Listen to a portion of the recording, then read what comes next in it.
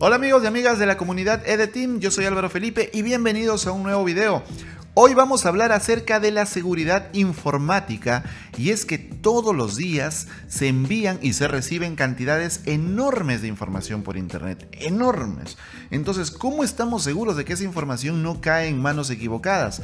Porque hay información de todo tipo, desde información quizás sin importancia como un comentario en redes sociales, un like a una foto, hasta información realmente sensible y delicada como información privada de una empresa, tus datos de tu tarjeta de crédito si haces una compra online, las cuentas, las contraseñas a las cuentas que usas en internet, todo eso es muy delicado. ¿Cómo podemos estar seguros de que nadie intercepte esa información en el camino? Seguramente tú te preguntarás, pero ¿se puede interceptar? ¿Puede haber una persona en el medio atrapando esa información si viaja por internet, por cables, ¿no? En realidad sí se puede. Y para explicártelo te voy a poner un sencillo ejemplo. Cuando yo era niño, en los tiempos muy antiguos, no soy anciano, pero la tecnología avanza tan rápido que uno a veces se siente como tal. Mira, te contaré que en mis tiempos se enviaban cartas en papel. En papel, escribías en un papel, lo metías a un sobre, ibas a la oficina de correos, ponías la dirección y el destinatario y pagabas un dinero para que envíen esa carta. Por ejemplo, los programas de televisión, los programas para niños que había concursos y sorteaban cosas, tenías que enviar una carta. Me acuerdo muy claro de todo eso. Entonces tenían unas ánforas donde estaban las cartas y cuando eran muchas cartas era como una montaña de cartas en las que se sumergían. Una locura. Y mira, he vivido eso. Entonces, ¿qué pasa? ¿A qué quiero llegar? A que esas cartas físicas había un cartero, ¿no? Un Jaimito el cartero que llevaba las cartas a su destino. Evidentemente, en el camino pueden pasar muchas cosas. Se le pueden extraviar las cartas al cartero, el cartero puede tener un accidente, pueden asaltarlo y robarle, tal vez porque saben que lleva información importante, alguien podría sobornarlo y el cartero entregarle información. No sé, a lo que quiero llegar es que hay muchas posibilidades que pueden ocurrir en el camino. De la misma manera es en internet. ¿Sí? Es más tecnológico, más técnico, pero el concepto es el mismo. Así que se han inventado varias formas de proteger la información desde la antigüedad hasta nuestros tiempos y vamos a revisar un poco de qué se trata todo esto. Antes de continuar, quiero invitarte a conocer EDEteam porque si tú eres de las personas que se preocupa por su futuro, EDEteam es el lugar para ti porque en EDEteam te ayudamos a alcanzar tus sueños enseñándote a programar, a diseñar o incluso a crear tu propia empresa.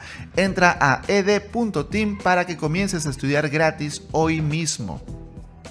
Dicha la publicidad, continuemos con el tema de hoy, la privacidad. ¿A quién le gusta que espíen sus secretos? No, a nadie. Todos tenemos secretos.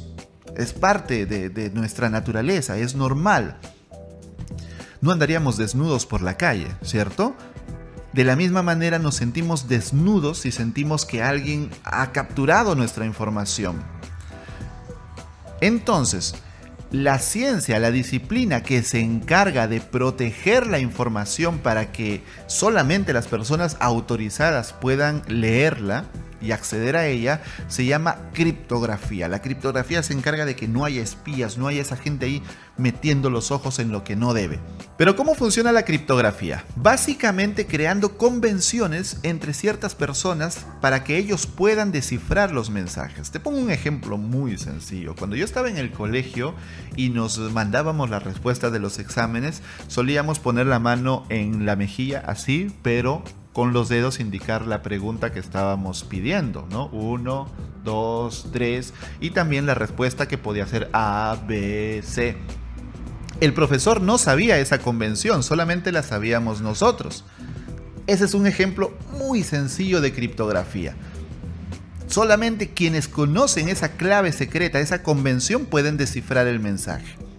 Ahora, una de las convenciones más clásicas es el llamado cifrado César porque supuestamente la usó Julio César en las guerras en el Imperio Romano. No está demostrado, pero bueno, históricamente se le llama así. Es la forma más sencilla de criptografía y consiste simplemente en mover las letras del alfabeto para que una letra se transforme en otra. Por ejemplo, mira esa figura. Ahí hemos movido 3 posiciones las letras, fíjate. Ahora la A está en la posición de la D. Digamos que la azul es el texto original, el alfabeto original, y el amarillo es el alfabeto como va a quedar después de la criptografía, después de encriptar el mensaje. Entonces fíjate cómo la A se transforma en X, la B se transforma en Y, la C se transforma en Z, y así sucesivamente podemos ver las transformaciones. Las letras a las que les he puesto un cuadro son las que forman la frase Hola Mundo. Así que la frase Hola Mundo quedaría transformada en Elixhercal, algo así. Entonces alguien captura el mensaje y ve Elixhercal y no entiende, dice, ¿qué es esto? Pero el que sabe que tiene que mover 3 posiciones las letras, fácilmente lo interpreta y dice, ok, la E tengo que moverla 3 posiciones, F, G, H, ok, es H. La L tengo que moverla 3 posiciones, M, N, O, ok, es O. Y así puede seguir y descifra el mensaje. Es un proceso lento y tedioso, pero es una forma de proteger la información. A esta forma de proteger la información se le llama cifrado simétrico. ¿Por qué simétrico? Porque la misma clave que se usa para cifrar el mensaje se usa para descifrarlo, la misma. Entonces, el emisor y el receptor deben compartir la misma clave, pero tiene un gravísimo problema. Si alguien se entera de esa clave, puede descifrar todos los mensajes. Pero aún así ha sido el sistema usado por muchos siglos en la historia, siempre lo iban mejorando. La mayor mejora que se le hizo fue hacer cifrados polialfabéticos, lo que significa que no solamente la A va a ser H, la B va a ser J y no sé qué, sino que habían varios alfabetos. Entonces la A podía ser H, pero la siguiente A en el texto podía ser, digamos, X. Y la siguiente A podía ser L, por ejemplo. Entonces teníamos varios alfabetos. La cosa se complicaba más, pero aún así, durante la historia siempre se han buscado mejores formas de cifrar y obviamente formas de romper ese cifrado. Tal vez la forma más clásica de cifrar con este cifrado simétrico fue la máquina Enigma que usaron los españoles en la Segunda Guerra Mundial para enviarse tácticas de guerra y los ataques, informes del tiempo, etc. Esa máquina era muy compleja para sus tiempos, muy compleja. Era medio mecánica y medio eléctrica.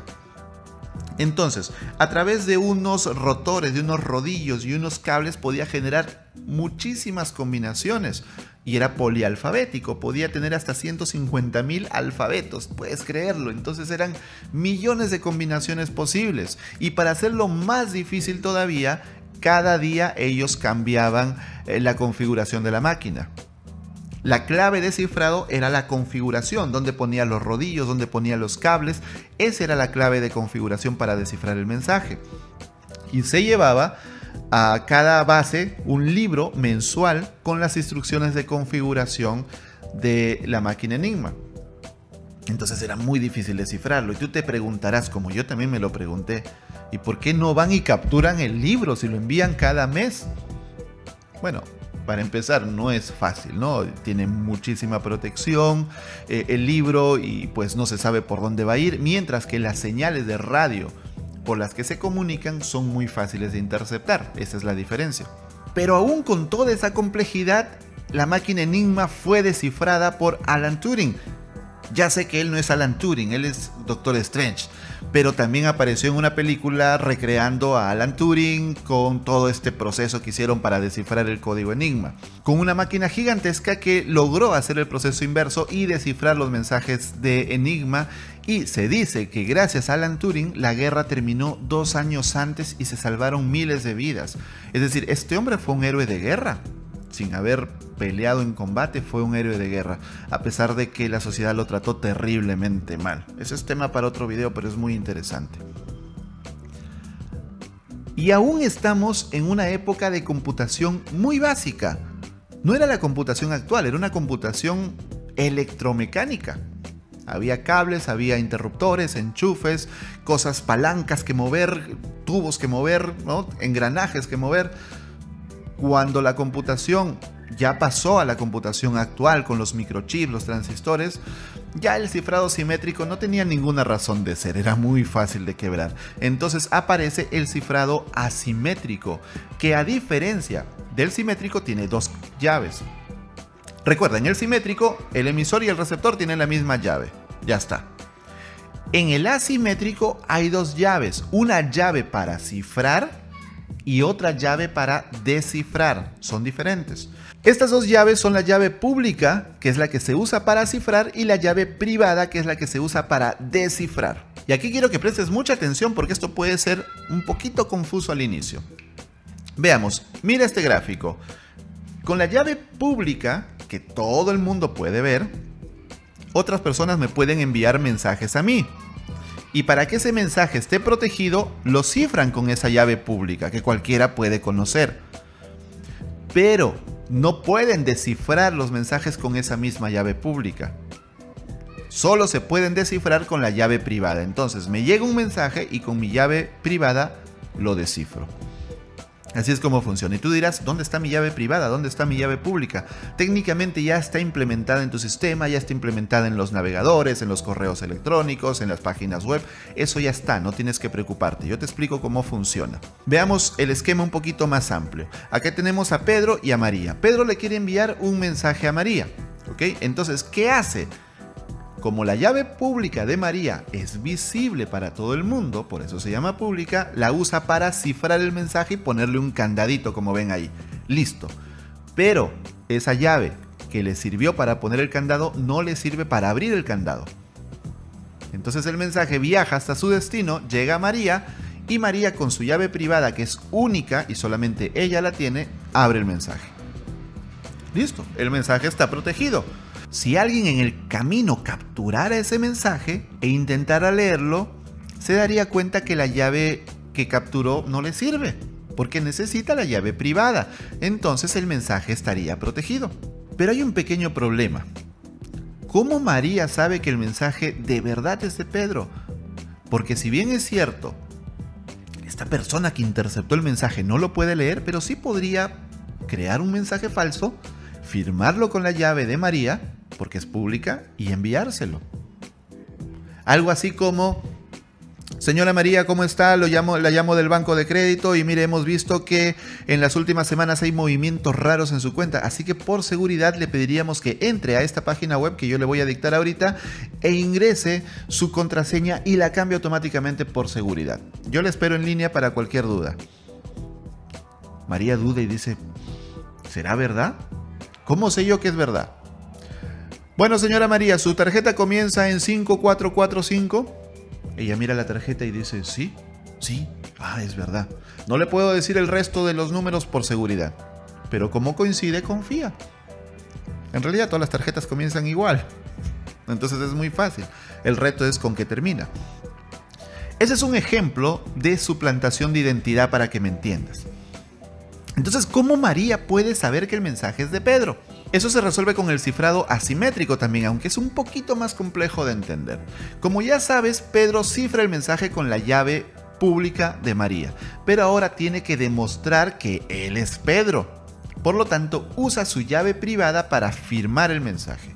Así como antiguamente los reyes mandaban los mensajes con un sello, que solamente el rey tenía ese sello, entonces uno sabía, ok, esto es real, esto viene del rey. De la misma manera, Pedro, con su llave privada, firma el mensaje.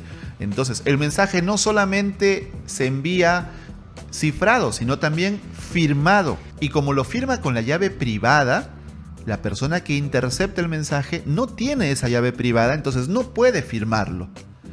Cuando el mensaje llega a su destino, María lo descifra con su llave privada, pero para saber la autenticidad del emisor usa la llave pública de este emisor. Sí, ya se te está dando vueltas la cabeza. A mí también me dio vueltas la cabeza, me explotó, no lo entendía, sufrí, hice dibujitos incluso como lo demuestra este tweet que mandé más temprano, hasta que al final lo entendí y dije, wow, ya comprendí cómo funciona esto. Así que te lo voy a poner en un mejor ejemplo aún. Imagina que tienes un buzón. Cada persona tiene un buzón donde le pueden dejar cartas, mensajes. Ese buzón está cerrado con llave. Nadie lo puede abrir. Cualquier persona puede ir y dejar una carta. Yo puedo ir y dejarle una carta a María, pero no se puede abrir. Es decir, en el momento que yo dejo una carta ahí, ni yo mismo la puedo sacar. Solamente puede sacar esa carta la persona que tenga la llave para abrir el buzón, que en este caso obviamente es María. Ese buzón representaría la llave pública. con la que cualquier persona te puede enviar un mensaje protegido, porque desde el momento que yo meto la carta al buzón, no puede venir un espía y sacar la carta del buzón, no puede, está protegida por el buzón. Entonces llega María, usa su llave privada para abrir el candado y abrir el buzón y puede leer el mensaje. Entonces, buzón, llave pública, cualquiera te puede dar un mensaje y está protegido por el buzón que está cerrado. La llavecita del buzón es la llave privada con la cual yo puedo abrir el buzón y ver los mensajes que han llegado. ¿Y cómo explicamos el tema de la identidad? De la siguiente manera, fíjate. Imagínate que ya no es un buzón donde tú vas y pones una carta, sino que son un grupo de buzones, uno para cada persona, y hay un guardia de seguridad en la puerta que te dice identifícate. Señor, yo vengo a dejarle un mensaje a María. No, señor, usted se identifica y después que se identifique, yo le dejo enviar el mensaje. Ok, entonces saco mi documento de identidad, mi huella digital, las cosas que el guardia me pida. El guardia se da cuenta y dice, si eres Pedro. Entonces el guardia firma, no firma Pedro, el guardia firma y dice, carta enviada por Pedro. Yo garantizo que es de Pedro. Y el guardia va y pone la carta en el buzón de María, que está por ahí, no sé si lo alcances a ver, en todos esos buzones. Ese guardia de seguridad es la entidad certificadora. La entidad certificadora firma los mensajes y dice, este mensaje realmente es de tal persona. Vas a ver eso en los correos electrónicos cuando le das a ver más y te sale por quién ha sido firmado, o también lo puedes ver en las páginas web. Por ejemplo, si vas a ed.team, a nuestra página web, por cierto, entra para que empieces a estudiar hoy mismo, vas a ver un candadito al lado. Ese candadito significa que la conexión es segura por HTTPS. El S significa seguro. Y es cifrado asimétrico. Ahora bien, si tú entras a una página y no tiene el candadito, cuidado. Si solamente vas a leer algo, quizás no haya mucho problema. Pero si vas a hacer alguna transacción, vas a introducir un usuario y contraseña, sí, no te recomendaría ir por ese camino porque la conexión no va cifrada. Si tú pulsas en ese candadito, lo que vas a ver es lo siguiente. Te va a decir, la conexión es segura. Tu información, por ejemplo, las contraseñas o los números de las tarjetas de crédito, es privada cuando se envía a este sitio web. Fantástico, entrar a ed.team es completamente seguro. Pero abajo, donde está ese cuadro rojo, te dice certificado válido. ¿Certificado? ¿Qué es el certificado? Recuerda, hay un guardia de seguridad que se encarga de firmar y de decir, tú eres ed.team. Yo garantizo que tú eres ed.team y que no eres alguien que está suplantando tu identidad. Muy bien, y si tú pulsaras, lo puedes hacer, esto es público, puedes ir a la web de ed.team y hacer este proceso. Si tú pulsaras en certificado, lo que vas a ver es lo siguiente. Te va a decir que el certificado fue dado a ed.team y el certificado lo dio Amazon. Amazon en este caso es nuestra entidad certificadora. La entidad podría ser cualquier empresa, hay muchas empresas certificadoras en internet, incluso la gratuita que es Let's Encrypt, que también podrías tú usar. Y fíjate que más abajo dice que este certificado es válido del 1 de mayo de 2019 hasta el 2 de junio de 2020. Esa es la validez del certificado y luego nosotros tendríamos que renovarlo. Y de esa manera, cualquier visitante a nuestro sitio web sabe que la conexión es segura y que no es un fraude. Hasta acá todo muy bonito con el cifrado asimétrico. Pero tiene un pequeño problema y es que puede ser lento porque hay que cifrar con una llave, descifrar con otra llave y hacer eso para cada mensaje. Por eso existe un tipo llamado cifrado híbrido. El cifrado híbrido, como puedes ver en esa imagen, combina los dos mundos. Hay una llave que es simétrica, pero esa llave es la que se encripta de manera asimétrica. Es decir, tienes el mensaje, que es una capa, el mensaje es cifrado de forma simétrica y esa llave es la que se cifra de forma asimétrica. Ya no se cifra directamente el mensaje, sino la llave, que es más rápida de cifrar. Y aún así, le añadimos una capa de seguridad adicional, y es que en cada mensaje esa llave de cifrado cambia, no es la misma. ¿Te das cuenta? Y eso se llama clave de sesión o llave de sesión. Y en esencia es lo que usa, por ejemplo, WhatsApp para el famoso cifrado de extremo a extremo que debes haber visto en internet. Y por último tenemos el cifrado de una sola vía o hashing.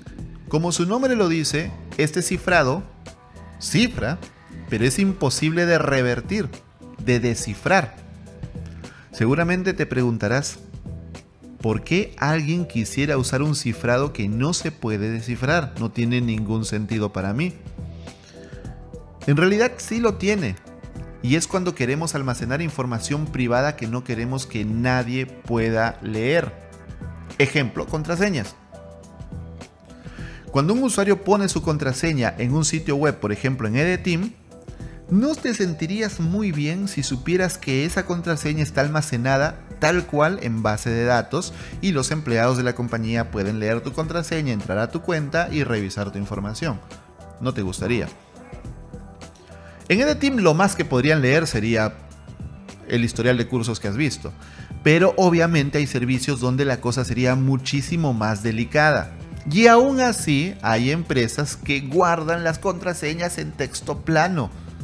Se han visto muchísimos casos, muchísimos escándalos de malas prácticas. ¿Cómo funciona el cifrado de una sola vía o hashing? De la siguiente manera: cada información que quieras guardar y que nadie pueda descifrar pasa por un proceso llamado hashing.